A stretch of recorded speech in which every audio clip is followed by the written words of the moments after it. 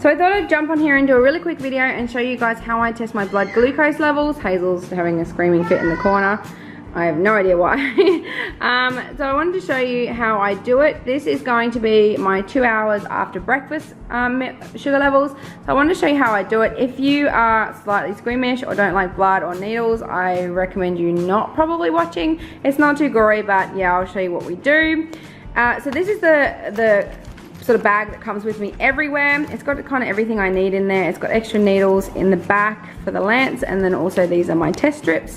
It's got my lance to draw blood from my finger, and then also my monitor. So first off, what I need to do is take my monitor out of the case and then also grab one of these test strips. You only need one of these, so I'm gonna have to just try and do it with one hand and I might just leave it here so you guys can see. So I only need one of these strips. I'm gonna go ahead and tear it down, and then I get like a barcode on the bottom. So what I do with mine, most machines are different, so this may be different for others. As soon as I insert it, it should start flashing, which it's doing, and it's asking for blood on the end of the tip.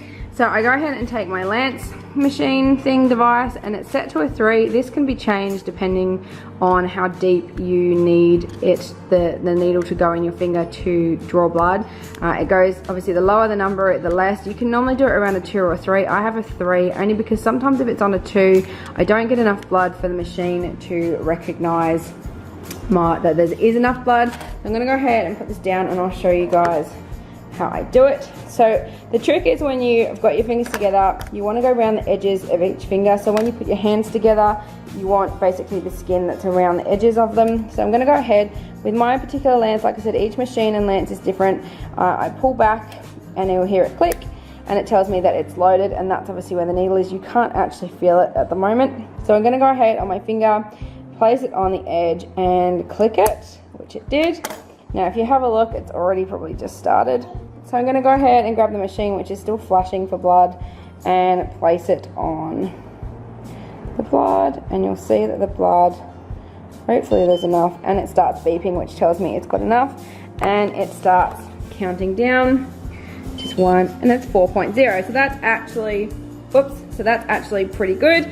For after meals, you want anything under 7 basically. So that is under 7 definitely for me, so that is a pass. So for after meals, you want to be under 7.0 in Australia, and I believe the UK they measure in millimoles. I believe in the US it's slightly different. They measure in a different measurement, so the figure will be different, but for us it is under 7.0 millimoles, and obviously 4 is under, so that is a pass for me. So now that I know it's 4.0, I'm going to go ahead and record it. So today is the 24th of February and it was after breakfast, so I'm going to go ahead and write here 4.0.